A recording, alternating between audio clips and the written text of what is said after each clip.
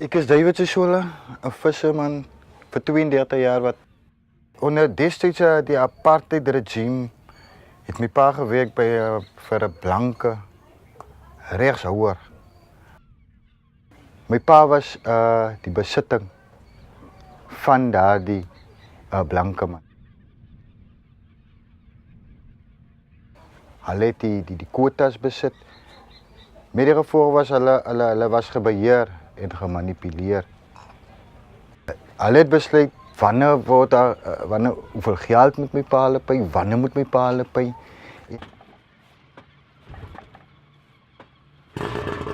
Dat so hektiek geraak, ek moes die skool verlaat op 'n stadium. So ek moes saam met my pa see toe gaan. Ek het nie 'n ander keuse gehad nie. Vanaf 17-jarige ouderdom het ek begin werk op die see en vir 32 jaar 'n volbloed visserman is. Het ek nog nie een keer in my lewe 'n reg besit nie. Artisanal fishing is a way of life for around 50 million people worldwide. These fishers catch 50% of the global catch, contributing to the food security of their local communities. However, they are some of the most marginalised communities, often with no access to formal fishing rights. In 1994, as South Africa headed for a democratic future, fisheries was an industry earmarked for transformation. Communities hoped that finally the wrongs of the past would be addressed. You know, post-1994, there was a great expectation amongst fishing communities that their rights would be restored and that basically people would have access once again to resources, especially those immediately adjacent to where they lived. And of course, this didn't materialize as expected. Legislation in 1997, the Marine Living Resources Act, well, that's the new piece of legislation that a democratic South Africa adopted. That legislation recognized commercial fishing, recreational fishing, and subsistence fishing as the only forms of fishing that can legally exist. Great. So the legislation says apply for subsistence permit. You get a subsistence permit. You can only fish so many fish and you must eat it. You're not allowed to sell it. So all that 50 snook that you catch that day, you have to eat. You can't sell it to buy milk or bread or pay for school fees. It's illegal. And if you're found selling it, you get taken to jail. You get criminalized. You become a bandit. Uhulumende wethu omnyama usenza imfene. Thina akafuni abahlala apha nje basenzile. Angasibamba ukuze basifunela ntoni apha. Sizohlukumezwa ulwandle. There were a number of events, and I think one of them in particular was the World Summit on Sustainable Development, where Masifundise was instrumental in getting a number of small-scale fishers in the country together, and where they then interacted with other small-scale fishers from around the world and began realizing that these fisher rights were their rights to be had. And so that, I think, was quite an important event in sort of moving fishers and building a sort of fisher social movement. Then working together with the Legal Resources Centre, who have played a critically important role in this whole process.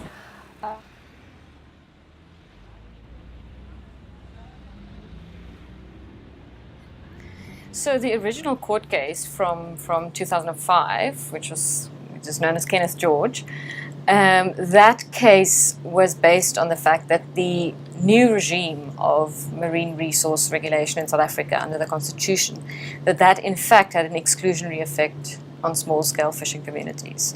And the argument was that for a number of reasons, even though the new legislation provided for commercial, recreational and subsistence fishers, those three categories, none of them corresponded with the needs of small-scale fishing communities for different reasons. One important reason is that small-scale fishing communities traditionally fish as communities, and so the entire individual permitting system was problematic. create a collective voice of fishing communities that's been disenfranchised. And the important thing here is fishing communities, not fishers, because that's what the legislation did. It separated out a fisher from a net maker, from a net fixer, from a boat builder, and from a person that's selling the fish or cleaning the fish. It did not look at fishing as a system, as an overall process. Order was reached by agreement that the minister would, with a technical task team, develop a policy that would ensure the realization of the socio-economic rights of small-scale fishers. So different cultures, different contexts and ecosystems have different ways of harvesting and have different techniques and produces different levels of economic viability. How do we get these communities to understand what their differences are and identify what the similarities of those differences are?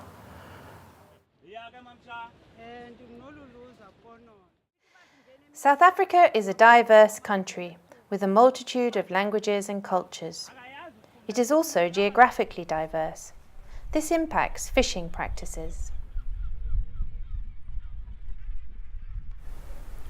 On the arid western seaboard, the cold Benguela current drives nutrient-rich waters along the coast.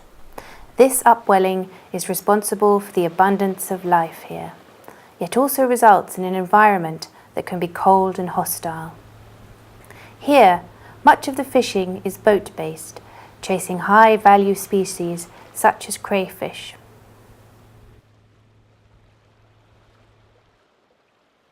On the eastern coast, the diversity of species is greater, yet abundance lower. Lack of suitable harbours, coupled with treacherous conditions, means that most fishing is shore and estuary-based. So we didn't build an organization for the sake of building an organization. We built the organization by having a series of meetings and team building sessions and workshops to discuss what must go into policy. And we had that countrywide. Different communities, different moments. And it was totally organic. It came from here.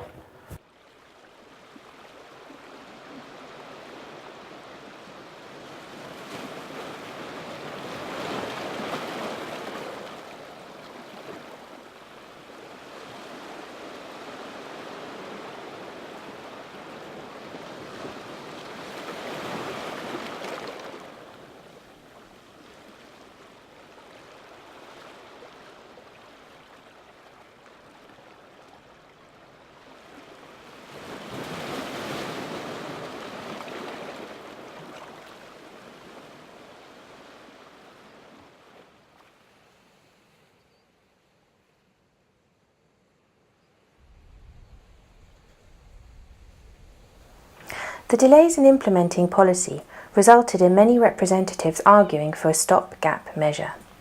Interim relief, as it came to be known, was implemented in 2007. This granted fishers an exceptional individual quota to land and sell catch.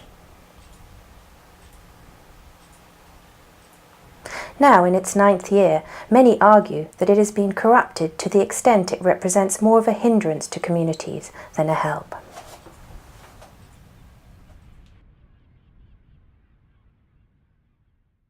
I think for me, I feel very good.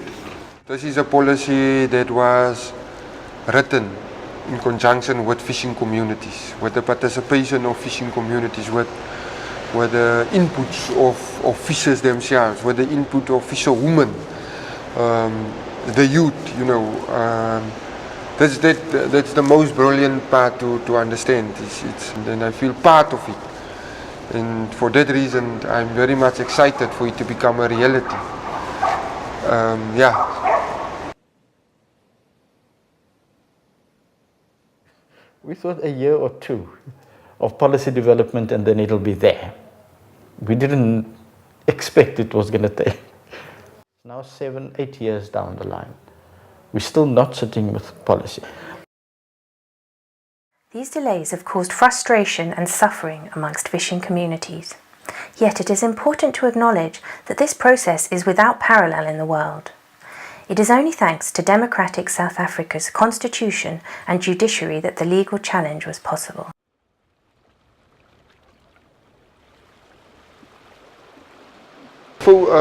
Seriously focus on what we should do as communities to gear ourselves for the policy to be implemented. And one of the key pillars of what the policy will ask us to be ready for as a fishing community is unity. So we should constantly work on that issue of unity.